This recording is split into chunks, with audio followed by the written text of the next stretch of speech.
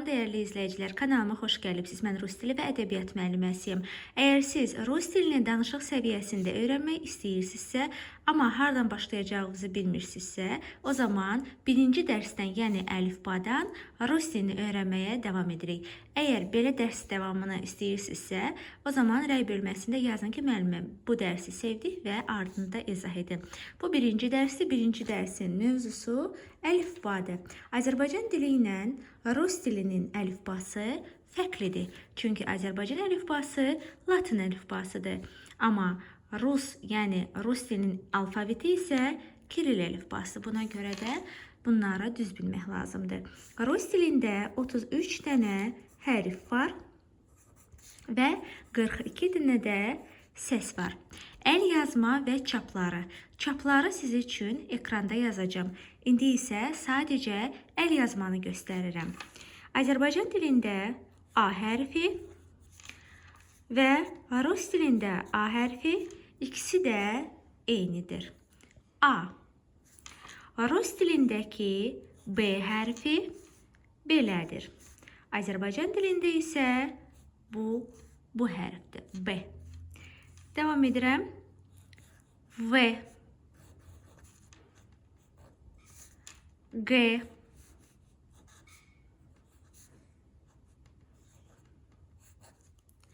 Дальше.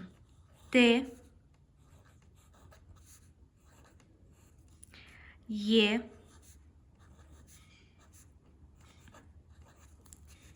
Bu E hərfi deyil. Y hərfidir. Y. Y'nin üstündə 2 dənə nöqtə. Bu olacaq. Yo. Yo səsi. J.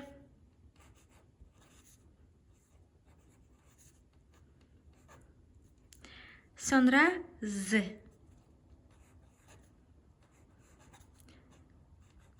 Azərbaycan əlifbasında A hərfi ilə başlayır, Z hərfi ilə bitir. Rus əlifbasında isə A hərfi ilə başlayır, Ya hərfi ilə bitir. Ona görə də biz deyirik ki, birinci hərfimiz A-dır və Z hərfi də sonda deyil. Sonra İ hərfi.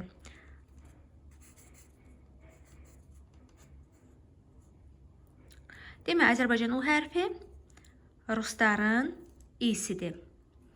Əgər ki, İ'nin üstündə belə, baxın göstərim, belə bir şair olarsa, bu olacaqdır kratkaya İ, yəni Y səsi. Bir daha təkrarlayıram. A, B, V, G, D, Y, Yo, J, Z, İ, bir də Y səsi. Rus əlifbasında hərfin adı, bir də səsi var. Misal üçün, bax bu. İ kratkaya adlanır, amma Y səsidir. Bəziləri vardır ki, misal üçün, məhkə znak, tverdə znak, onların da səsi yoxdur. İndi isə gəlin, davam edək. K. Bu, sırf Azərbaycan dilindəki kartof sözündəki K-dır, Ç deyil. Sonra L.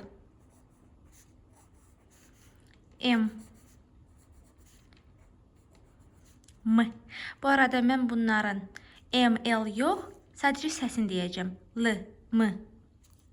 Ki sizin üçün daha asan olsun. Azərbaycan dilindəki H hərfi, rus dilində N hərfidir. N. N səsi. O hərfi eynidir. Sonra, əgər, baxın, bu hərf, yəni G hərfi bir ayağı vardısa, 2 ayağı olan isə P hərfidir. P. P. Sonra, əgər, bax, bu 2 ayaq yox, bir ayaqdır. Bax, bunda da bir ayağı var, burada da. Amma bu hərfin bir ayağında papağı necədir? Yumru gəlir, düz gedir. Burada isə yumrudur. Bu da olacaqdır R. Sonra S. Sonra 2 ayağı vardısa P'dir, 3 ayağı vardısa Bu T'dir. Balaca T hərfi Azərbaycan M hərfinə bənzəyir. Sonra Azərbaycan Y hərfi Rus dilində U hərfidir. Sonra F hərfi. Düz xətt qalxırıq yuxarı. Sonra belə. Bu böyük F. Bu da balaca F. Daha sonra X hərfi. X elə Azərbaycan əlifbası kimidir. X. Sonra bura diqqətlə qulaq asın. Bu C səsidir. C. Bunu bəzən C kimi də yazırlar. Amma bu C deyil. Baxın, C. Naxçıvanlılar deyir C. Bax, sırf o C-dir. Yəni, əslində Rus C səsi Naxçıvanlıların dediyi C səsidir. Növbəti, demək bu necə yazılır? İ yazdığınız kimi yazırsınız. Belə. Bu da oldu C. Növbəti səsimiz necədir? U hərfinə bənzər. Baxın, U hərfi kimi yazırsınız. Bura qədər. Amma bu tərəfə yox, əks istiqamətə. Baxın, belə. Və Azərbaycan R hərfinə bənzər. Bu da oldu hansı səs? Ç səsi. Fikir verin ki, Rus dilində K ayrıdır, Ç ayrıdır. Çələmin Ç'sıdır bu. Sonra Ş hərfi. Bu Ş'dır. Rus dilində bir dənə də var yumuşaq Ş. Bu da Şya. Şya. Bu Ş amma yumuşaq Ş'dır. Belə yaza bilərik. Daha sonra gəlirik ən önəmlisi. Ən önəmlisi isə burada tverdi znak, bir də məhki znakdır. Bunların səsi yoxdur. Bu bərk işarədir. Bu isə yumuşaq işarədir. Bu sözdə pauza yaradır. Bu isə həm yumuşaldır, həm də sözün mənasını dəyişə bilir. Yəni, sadəcə qrammatik yox, sözün mənasının üçündə məhki znak önəmlidir. Daha sonra bunlara aid iki nümunə yazaq. Birinci tverdi znaka yazsaq, məsəl üçün, obyekt, bu tverdi znakdır. Məhki znaka aid də yaza bilərik. Misal üçün, din məhki znakla yazılır. Gördünüz mü? Bəzi sözlərdə sadəcə səsləndirir, bəzi sözlərdə isə sırf mənasında fərqli ifadə edə bilir. Sonra, Azərbaycan dilində I hərfi ilə heç bir söz başlamır. Buna görə I hərfi ortada və sonda olur. Ortada sözün tərkibidir, amma sözün axırında olanda bu cəm haldır. Bu da Azərbaycan I hərfidir. Sonra, gəl E hərfinə baxaq. Baxın, bu Y-dir. Bu isə E hərfidir. Sonra U hərfi. Bu da iki səsdir. U. Bir də var Ya. Bu əlifbada bəziləri sait, bəziləri samitdir. Saitlər A, saitlər Y, Yo, İ, O, U, I, E, U, bir də Ya. Bunlar saitdir. Qalanları isə olacaqdır samit.